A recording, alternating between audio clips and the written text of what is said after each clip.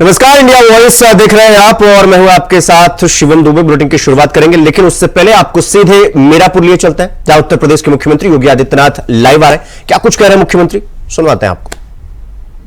मजबूर था, व्यापारी अपना व्यापार समेट करके उत्तर प्रदेश छोड़ने के लिए मजबूर था और समाजवादी पार्टी समाज को बांट करके सत्ता संचालन करने के लिए तब भी पूरी ताकत लगा रही थी। लेकिन आज मैं आपसे कह सकता हूं बहनों और भाइयों, पिछले 7.5 वर्ष के अंदर भारतीय जनता पार्टी और एनडीए की सरकार प्रदेश में है। आपने देखा होगा, बेटी और बहन की सुरक्षा के साथ कोई खिलवाड़ नहीं कर सकता। उसे मालूम है बेटी और बहन की इज्जत के साथ खिलवाड़ करेंगे तो इसके दुष्परिणाम क्या होने जा रहे हैं। उसे मालूम है कि बेटी और बहन की इज्जत के साथ खिलवाड़ करने की कीमत किस रूप में उसे चुकानी पड़ेगी। उसे मालूम है एक व्यापारी की सुरक्षा में सेंध लगाने का दुष्परिणाम क्या होने जा रहा है। उसे मालूम है एक अन्नदाता किसान के बैल को और भैंसे को चुराने की कीमत उसे क्या चुकानी पड़ेगी, उसकी मोटर को चुराने की कीमत उसे क्या चुकानी पड़ेगी। उसे मालूम है कि दंगों की कीमत किस रूप में उसे चुकानी पड़ेगी। अब तो दंगा नहीं हो रहा पश्चिमी उत्तर प्रदेश में, अब तो किराना में पलायन भी नहीं हो रहा है, अब तो यहां व्यापार फल फूल रहा है। अब तो यहां पे 4 लेन, 6 लेन, 12 लेन के एक्सप्रेस हाईवे बन रहे हैं और अब तो रैपिड रेल भी सचपट रूप से मेरठ से दिल्ली की दूरी तय कर ली है। और ईश्वर चाहेंगे, मां गंगा की कृपा होगी तो मुजफ्फरनगर भी बहुत जल्दी इस सुविधा का लाभ प्राप्त करने के दिशा में अग्रसर होगा। अब तो यहां स्पोर्ट्स यूनिवर्सिटी बन रही है। सहारनपुर में भी एक विश्वविद्यालय मां शाकंभरी के नाम पे बन गया है। और अन्नदाता किसानों को, बहनों और भाइयों, अन्नदाता किसान 1995 से 2017 तक 22 वर्ष में जितना गन्ना मूल्य का भुगतान हुआ उससे कई ज्यादा हमने 7 वर्ष में 2,53,000 करोड़ रुपए का गन्ना मूल्य का भुगतान अपने अन्नदाता किसानों के खाते में करवाने का काम किया है। बहनों और भाइयों, आज अन्नदाता किसान सम्मान निधि का लाभ प्राप्त कर रहा है। आज अन्नदाता किसान को हम लोगों ने निजी ट्यूबवेल वाले जितने भी किसान थे उनसे कह दिया है मार्च 23 के बाद का एक भी पैसा उन्हें भुगतान नहीं करना है, सरकार उसका भुगतान कर रही है।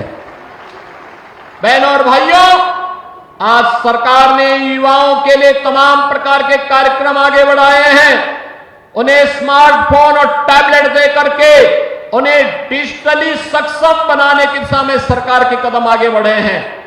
बेटी के लिए मुख्यमंत्री कन्या सुमंगला योजना और मुख्यमंत्री सामूहिक विवाह की योजना भी है।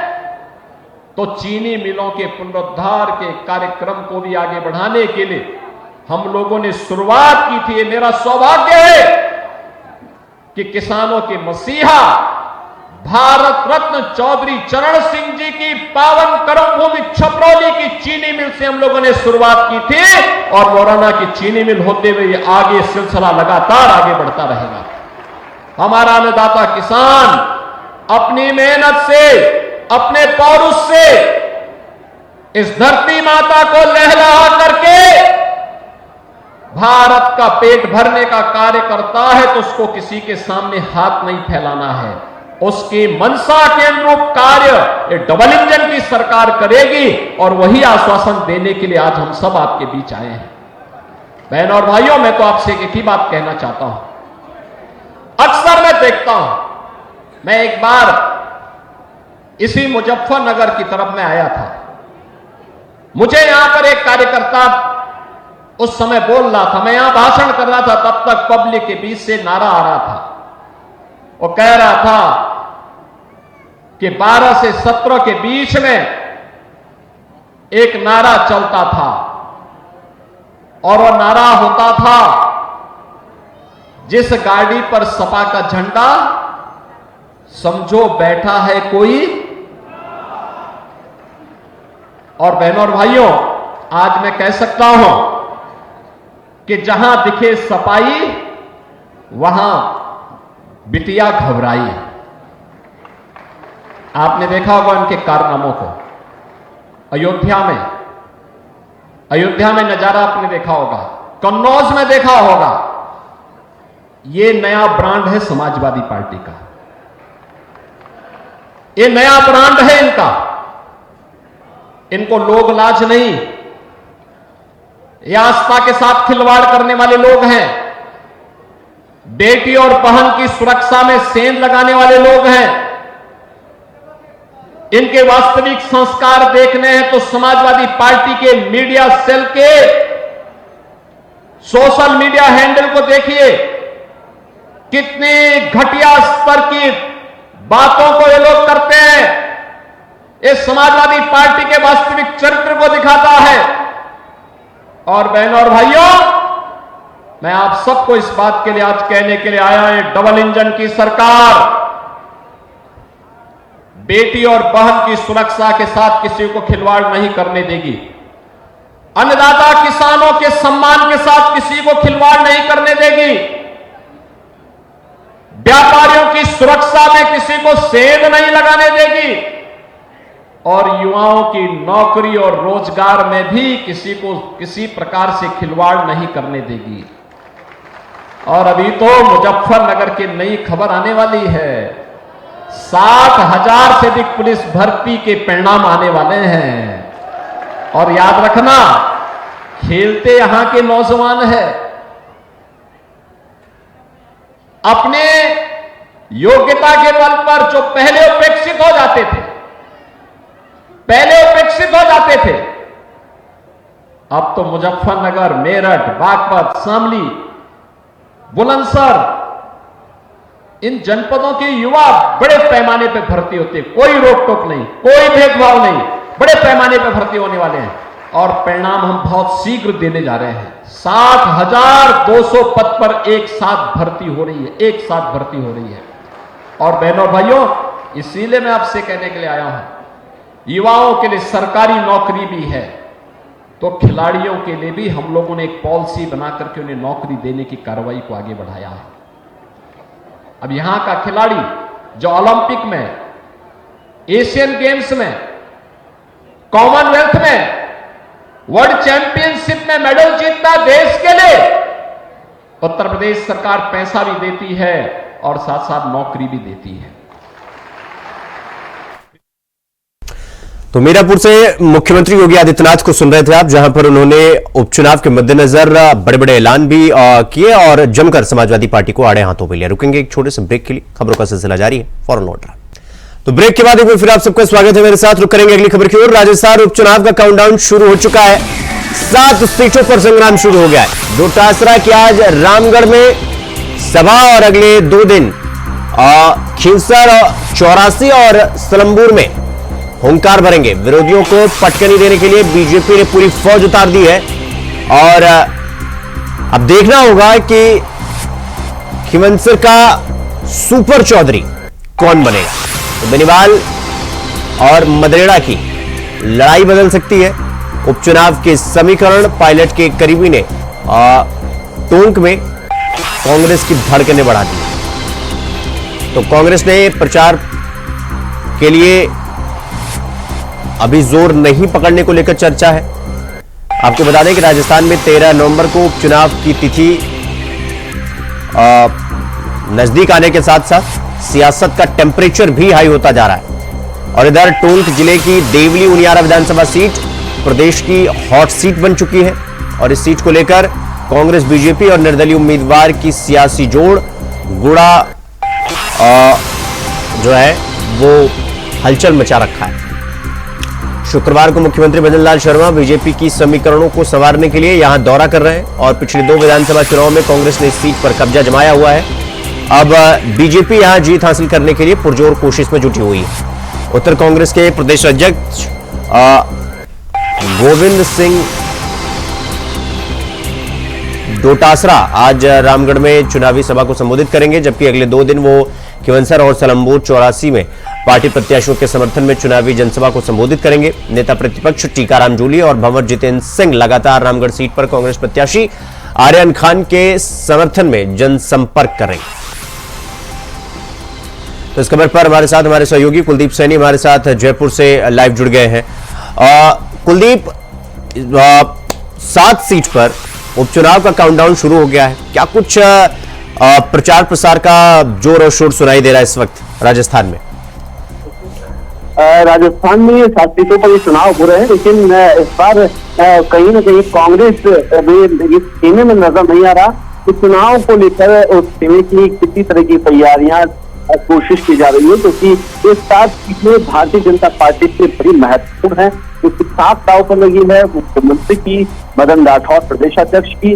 और इस पूरी मुहिम के अंदर हम देखिए 7 विधानसभा सीटों पर ये चुनाव हो रहे हैं, तो उसमें कांग्रेस ने अभी तक अपने प्रचार प्रसार को लेकर किसी तरह की कोई जो तैयारियां हैं वो बड़े स्तर पर नहीं की है। कांग्रेस के जो राजस्थान के जो लीडर्स है वो खुद बाहर चल रहे हैं। मुख्यमंत्री जो भजनलाल शर्मा है वो आज से अपनी चुनावी जो कार्यक्रम है उसमें शामिल होने जा रहे हैं, जहां पर आज वो देवली उनियाला विधानसभा सीट में नब्ज टटोलने वाले हैं। जनता के बीच में वो रहेंगे, प्रत्याशियों के समर्थन में वोट मांगने जा रहे हैं। और बीजेपी इसलिए आश्वस्त है क्योंकि उस सीट पर त्रिकोणीय मुकाबला वहां के कांग्रेस के बागी नरेश मीणा ने खड़ा कर दिया है, जो कांग्रेस के लिए ही भीतर घात का एक बड़ा डर अपने न कहीं सीट पर सताने लगा है।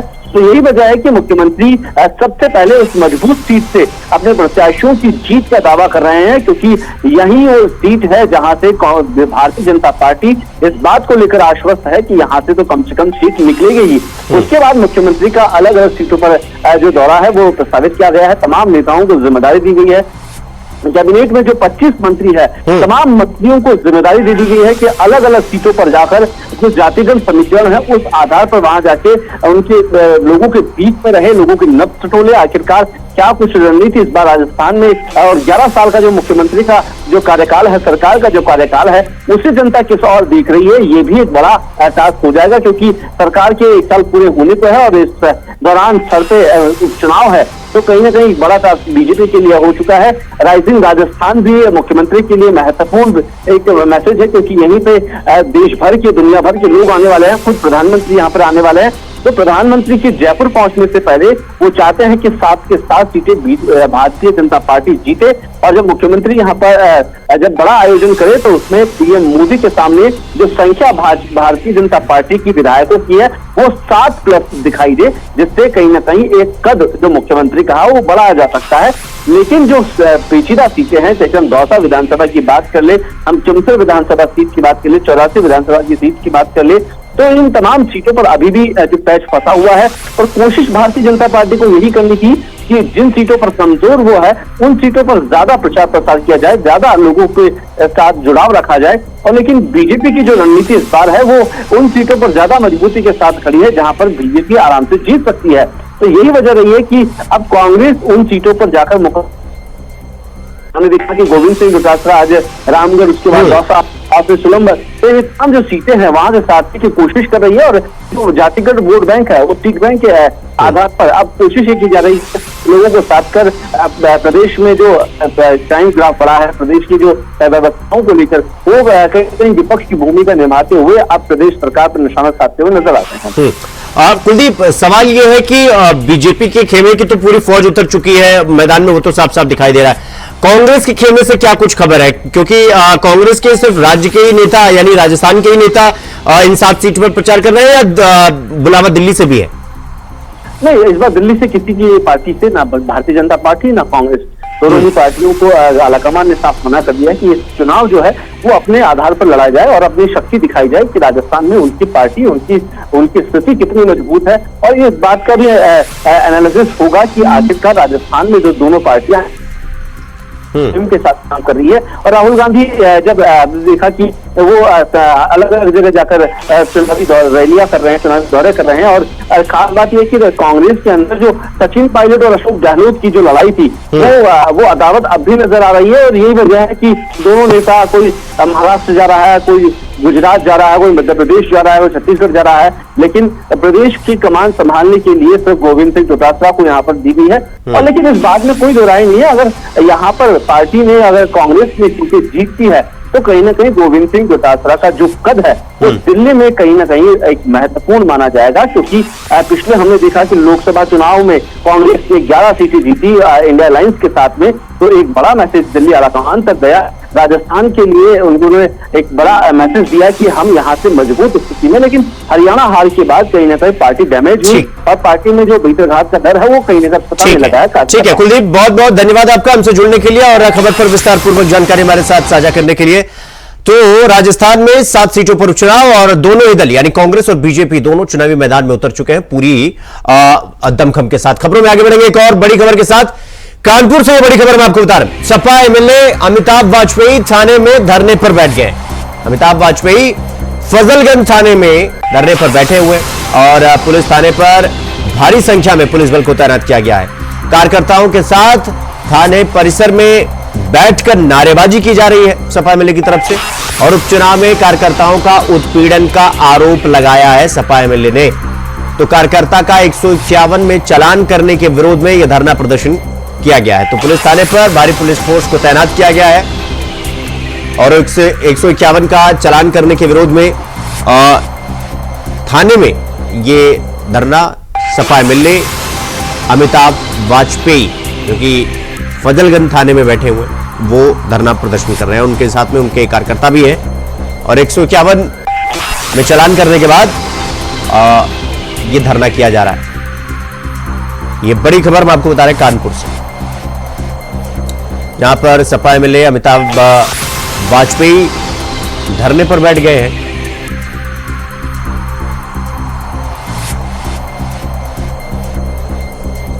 और पुलिस थाने पर भारी संख्या में पुलिस बल को तैनात किया गया।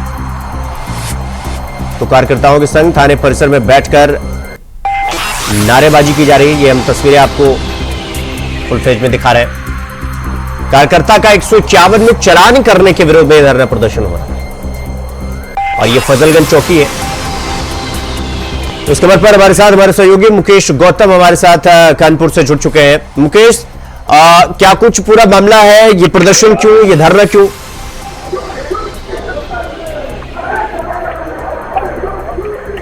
मुकेश, आपको मेरी आवाज सुनाई दे रही है? जी, आवाज आई है जी। मुकेश, ये सपा एमएलए की तरफ से क्यों 151 में चालान करने के विरोध में धरना प्रदर्शन दिया जा रहा है और क्यों इतना हंगामा क्यों?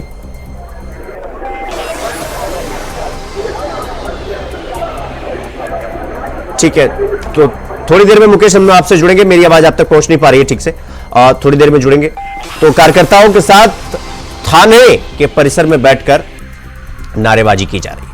उपचुनाव में कार्यकर्ता का उत्पीड़न करने का आरोप लगाया है सपा एमएलए अमिताभ वाजपेयी ने और पूरे कार्यकर्ताओं के साथ 151 की कार्रवाई, चालान की कार्रवाई में उसका विरोध करने के लिए ये कहकर कि कार्यकर्ताओं का उत्पीड़न किया जा रहा है और थाने में बैठकर नारेबाजी कर रहा है। तो कार्यकर्ता का 151 में चालान करने के लिए विरोध पर बैठे हुए हैं सपा एमएलए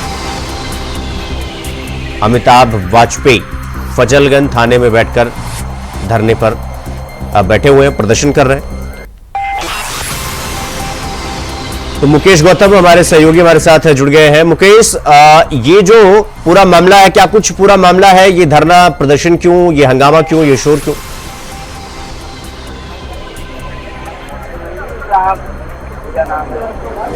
मुकेश, सुन पा रहे हैं आप मुझे? आवाज आ रही है मेरी? जी जी, आवाज आई। जी जी, बोलिए। जी, मुकेश, क्या कुछ पूरा मामला है? ये धरना प्रदर्शन क्यों, क्या कुछ पूरा मामला? तो कार्यकर्ताओं संघ थाने परिसर में बैठकर हंगामा और प्रदर्शन, ये तस्वीरें भी हम आपको दिखा रहे हैं किस तरीके से फजलगंज थाने में बैठकर सपा एमएलए की तरफ से प्रदर्शन किया जा रहा है। और ये कहा जा रहा है कि भाई कार्यकर्ता का, यानी कि इनके कार्यकर्ताओं के ऊपर 151 में चालान की कार्रवाई हुई है और उसके विरोध में इनका यह कहना है कि कार्यकर्ताओं का उत्पीड़न किया जा रहा है और इस वजह से थाने में बैठकर ये धरना प्रदर्शन चल रहा है, ये नारेबाजी हो रही। तो उपचुनाव में कार्यकर्ताओं का उत्पीड़न का आरोप लगाया है इन्होंने।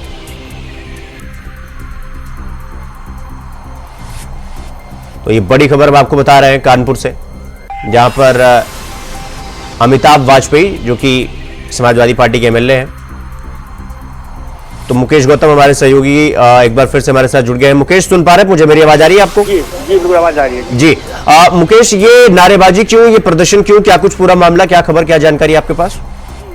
कानपुर क्षेत्र का फजलगंज मामला, थाना क्षेत्र का मामला है, जहां पर आज जो सपा कार्यकर्ता जो है और साथ में जो कि आज नगर विधानसभा के विधायक अमिताभ वाजपेयी हैं, वो अपने पूरे कार्यकर्ता के साथ में जो थाना बना हुआ यहाँ पर थाना फजलगंज के में, वहाँ पर आज पैसा बैठ करके धरना दे रहे हैं। उनकी मांग है कि जो उनके जो कार्यकर्ता है उनको पुलिस ने जबरन उनको लेकर के आ गई और उनको 151 का चालान कर दिया है। जब तक उनको छोड़ेंगे नहीं, वो वहाँ से हम नहीं जाएंगे। आपको बता दूंगा जिस तरह से यहाँ पर देख सकते हैं कि जो यहाँ पर लोग बैठे हैं, यहाँ पर आप देख सकते हैं, और यहाँ पर पुलिस फोर्स भी मौजूद है और यहाँ पर लोग बैठे हैं। मैं आपको दिखाना चाहूंगा विजुअल में कि देखिए किस तरह से यहाँ पर लोग धरने पे बैठे हैं और यहाँ पर अपनी मांगों को लेकर के बैठे। लेकिन उनका ये कहना जब तक हमारी मांग पूरी नहीं होगी तब तक हम यहाँ से उठने वाले नहीं है। तो ये जो चालान 151 की बात कही जा रही है कि चालान करने की वजह से ये सब हुआ है, तो चालान हुआ क्यों है भाई? ऐसा तो है नहीं कि पुलिस अनावश्यक ही चालान कर देगी, कुछ तो रीजन होगा ना चालान करने के पीछे। है कि पुलिस ने जो उसने चालान किया है और उसने उसमें जो है उसमें कोई उसका ना घर चला रहा था, खाली कहीं क्योंकि वो लोग गर्मी बिता रहे थे, उनको गर्मी नहीं बता रही कि मुझे गर्मी यहाँ पर हो गई है, उसको लेकर के उसका सिर्फ बताना ही खाली वहाँ पर गुना हो गया। आइए हम आपसे जो बात जो विधायक जी बैठे हैं विधानसभा के अमिताभ वाजपेयी, पूरी जानकारी से लेते हैं। विधायक जी क्या है पूरा मामला? ये है आज थाना फजलगंज में एक व्यक्ति को कल इसलिए बंद कर दिया गया कि सुबह हम और प्रत्याशी गर्मी में गए थे, हमने चौराहे पे खड़े होकर उनका रास्ता पूछ दिया। इस जुर्म में उसका रास्ता बताया, उसको उठाकर के थाने बंद कर दिया गया। ना कोई एप्लीकेशन है, ना कोई टैग कार्ड, ना कोई नोटिस। पुलिसिया उत्पीड़न से चुनाव को प्रभावित करने का प्रयास लगातार हो रहा था और आज सब इंतजार हो गई। जनता के व्यक्ति रास्ता बता रहा है, उसको बंद कर दिया। अभी आपसे एसीपी से बात हुई है, उसमें क्या बात हुई? आपकी क्या मांग पूरी हुई है नहीं हुई? क्या अभी आपको लग रहा है मांग पूरी हो? नहीं, अभी आपकी बात बताएंगे ना कि मांग हुई नहीं हुई? ये अधिकारी ऐसे हैं जो सोचते हैं कल मुख्यमंत्री आएंगे तो मौके पर ही उनका प्रमोशन करके चले जाएंगे। ये जो प्रमोशन की आस में लगे हैं, ये जो संविधान की शपथ दी थी उसका पालन करने के बजाय जो भाजपा की नीतियां हैं उसका अनुपालन करने का काम कर रहे हैं। भाजपा के बूथ एजेंट बन के चुनाव लड़ने का काम कर रहे हैं। तो आपने बोला कि जिस तरह ठीक है मुकेश, बहुत बहुत धन्यवाद आपका हमसे जुड़ने के लिए और जानकारी हमारे साथ साझा करने के लिए। तो बॉलीवुड के सुपरस्टार शाहरुख खान को जान से मारने की धमकी मिली है। तो जान से मारने की धमकी बॉलीवुड के सुपरस्टार शाहरुख खान को मिली है और राजधानी में आग की तरह ये पूरी खबर फैली। मुंबई पुलिस अलर्ट हो गई है। इस पर मुंबई पुलिस उन्हें समन देकर लौट गई है। शाहरुख के घर मन्नत की सुरक्षा को बढ़ा दिया गया है। शाहरुख खान को धमकी रायपुर से दी गई थी। इस मामले पर मुंबई पुलिस ने फैजान नाम के शख्स को राजधानी के पंडरी थाने में पूछताछ